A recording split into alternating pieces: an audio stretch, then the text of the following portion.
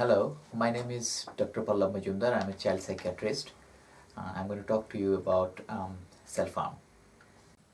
How should the young persons with self-harm be treated? When a young person self-harms, they should be assessed by a mental health specialist.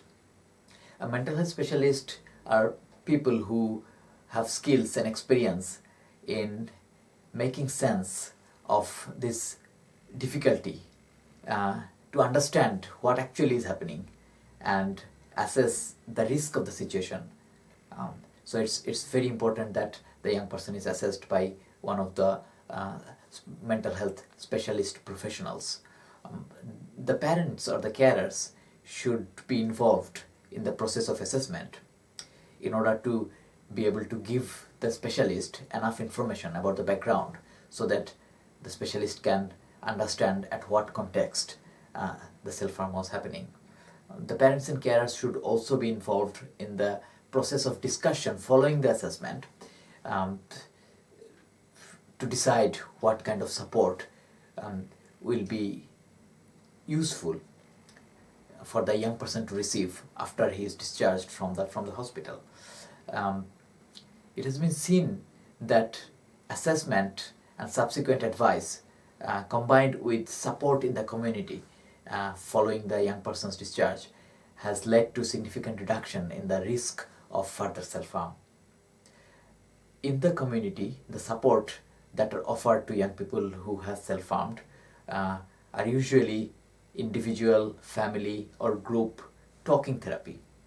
Now the purpose of the talking therapies are usually to help the young person acknowledge and manage their difficult emotions and thoughts that usually lead to self-harm. Now there are different types of talking therapies that are available. For example, problem solving, cognitive behavioral therapy, psychodynamic psychotherapy, dialectical behavior therapy. Sometimes young people find it really difficult to stop self-harming on the short term. For those young people, one might try to think about less harmful ways of managing their distress when they're really distressed and facing the urge to self-harm. Sometimes young people find meeting other young people who self-harm quite useful. So by sharing their experiences or getting advice and support from other young people in an environment like a self-help group can sometimes be quite useful. These group experiences can also help young people find out why sometimes it's difficult for them to get on with others, and help them develop different interpersonal skills as well.